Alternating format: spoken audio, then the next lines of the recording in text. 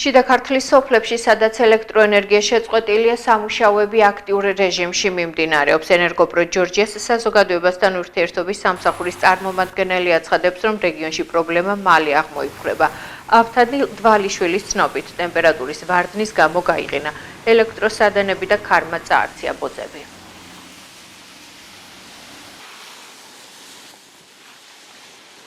აბონენტების ზუსტ რაოდენობას ვერ დაგისახელებს, რადგან ყოველ წუთს იცვლება, აი ეს ჩვენი ჩანაწერიც რო ეთერში გავა, უკვე შეცვლილი იქნება აბონენტების რაოდენობა, ამიტომ ზუსტ რაოდენობას ვერ დაგისახელებ, თუმცა მოგიყვებით ამბავს, რომ ამ წუთებში ხა მაგალითად გორში თითქმის არ არის დარჩენილი სოფელი, რომელსაც არ მიეწოდება ელექტროენერგია, ერთადერთი ხა მე ჩავინიშნე და რომ არ შემეშალო სოფლის დასახელება, ეს არის ყელქცეულის ნაწილი. სოფელ ყელქცეულის ნაწილია მხოლოდ ელექტროენერგიის გარეშე და როგორც მითხრეს, ძალიან მალე საღამომდე, ყოველ შემთხვევაში დღის ბოლომდე მასაც მიეწოდება ელექტროენერგია. ნუ რთული სიტუაცია შედარებით უფრო ხაშურში, მაგალითად შურამის ნაწილს, ხრამუხის ნაწილს, ხილვანას ნაწილს და კიდევ 2-3 სოფლის ნაწილს არ მიეწოდება ელექტროენერგია, ისე რომ მთელი სოფელი მთლიანად იყოს ჩამქრალი, ასეთი აღარ გვაქვს საბედნიეროდ.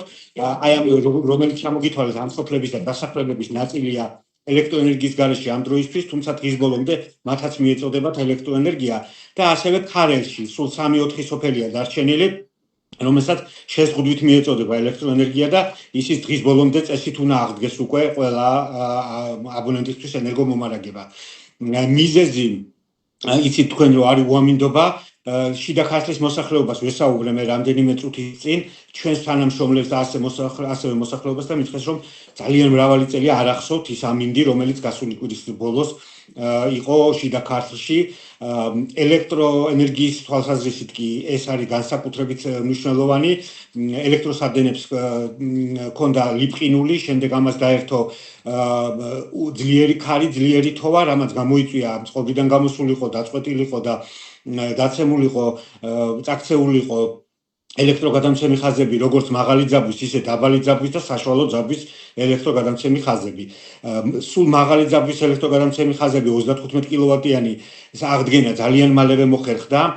შესაბამისად, ამ სტიქიის შემდეგ ძალიან მალე მოხდა რაიონული ცენტრებისთვის ელექტროენერგიის მიწოდების აღდგენა მოხერხდა. შემდეგ უკვე წავიდა მუშაობა სოფლებისთვის.